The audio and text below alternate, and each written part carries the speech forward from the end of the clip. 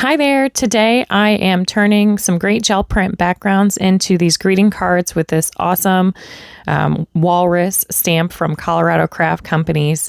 So you may have watched the video where I made some backgrounds that look like blue bubbles using some really awesome stencils that I got at Joggles from Elizabeth St. Hilaire's collection of the Dorothy dots. And so I'm just kind of showing you a preview, a short snip of those backgrounds. And then I decided to cut them down to 4 by 5.25 so that I can make some A2 greeting cards.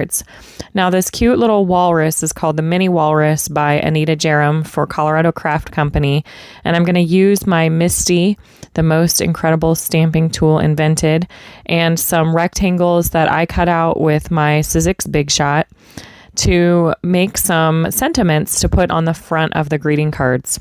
And it's pretty easy to make multiple prints when you have the MISTI because you can line it up and just go over and over and make multiples.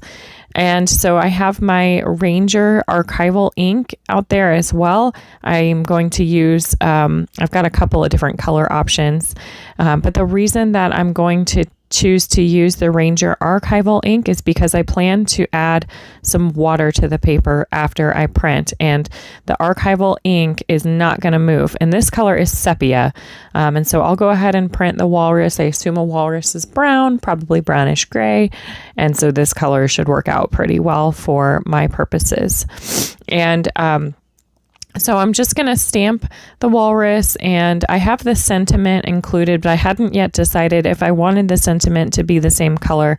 So I'm kind of shielding the sentiment right there, just to kind of get an idea if I like that or not.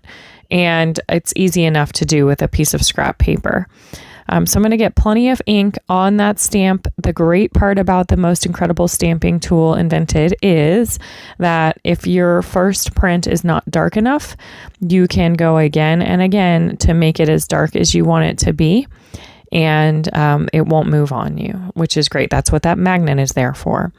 And it helps you make plenty of prints over and over again. So I'm just going to carry on and keep making my prints. And then I will have, I think, maybe 12 or 14 ready to go. I went with the amount of pages that I had and kind of decided how many cards I was going to make. Hello there stamps are really versatile, so I'll be able to use these for a lot of different things. And ultimately, I decided that I am okay with having the same color ink because I know I'm going to color in that walrus. Oh, that is so cute. I just love it. And the bubble backgrounds are perfect for a sea creature. All right. So now that I have printed all of my walruses, I'm grabbing some distress inks. And usually you may think of using distress inks for stamping, but today I'm doing something a little bit different. I am pressing it onto the plastic part of my MISTI just as a palette. And so I have the Distress Oxide ink and the Distress ink, and I use 2 different colors. And I'm going to use it like I would use watercolor paint. It's super easy and fast, especially if you don't feel like breaking out your watercolor paints. I also like it because the Distress Oxide ink gives a little bit of a milky color, so a little bit more opaque than translucent like your normal watercolors might be, and obviously way thinner than acrylic paint, which is what I use on the gel press for the backgrounds.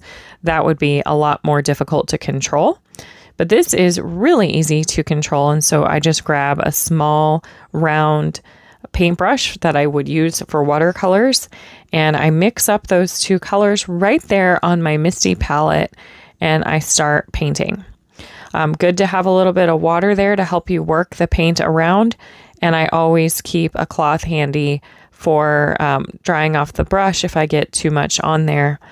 This is, I want to say I'm using mixed media paper for the cutouts. So those rectangles are mixed media, which is fine. That can handle water, it can handle thicker inks and all of that.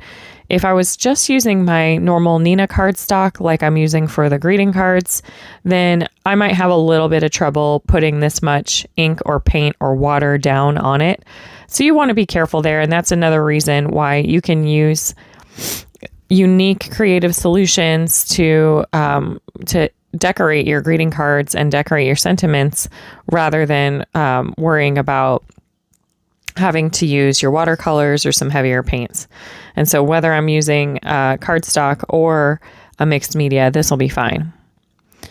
All right, so I have my first little one done, and I wanted to show you how easy it is to clean. I just grab that same rag and I wipe it right off of my MISTI and I'm done. So again, a simple trick, and look how cute all of my walruses are that are painted in.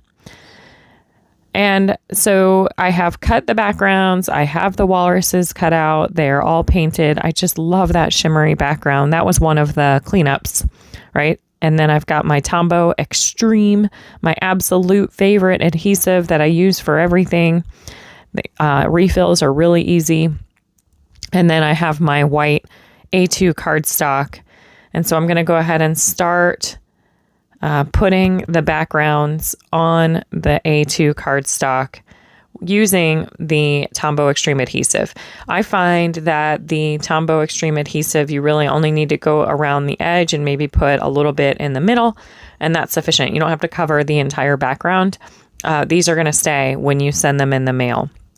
And so the reason I cut out the dimensions that I did on the backgrounds was so that I would have a nice white border around the gel print backgrounds. And then the next thing I do is I grab my double-sided foam adhesive because I want to add some dimension to the greeting card. I don't want everything to be completely flat.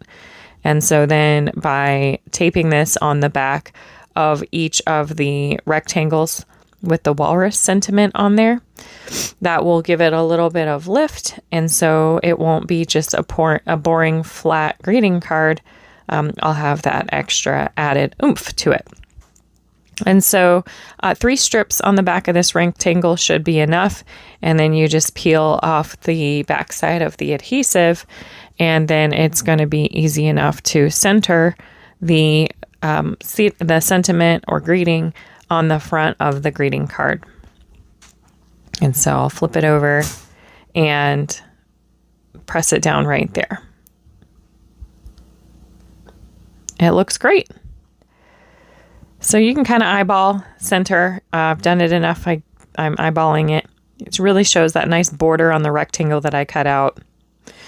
I wanted to show you that I did not have enough plain white greeting cards as my stock. So I grabbed some Nina bright white cardstock. These are 8.5 by 11, and that makes 2 A2 greeting cards, which are 4 1/4 by 5.5. So I just grabbed my cutting board, and it's super easy to cut them in half. And I'll grab my bone folder, and I use the ledge on my cutting board as a guide to hold the piece of paper still and just fold it right over. There are some tools out there that can help you make sure that your seam down the middle is perfect. But I find that this bone folder that I've had for a long time really does the trick, along with holding it still on my cutting board. So I've made some more stock, and now I found, oh, there's an oops. I accidentally painted the tusks brown on this one, but don't worry. I've got some white Posca paint pens to the rescue. And so it's always a good idea to test out the paint pens before you put it directly on the surface that you're going to use it on. And because they can get gummy, or they can, maybe it can flow a little faster than you thought it was going to.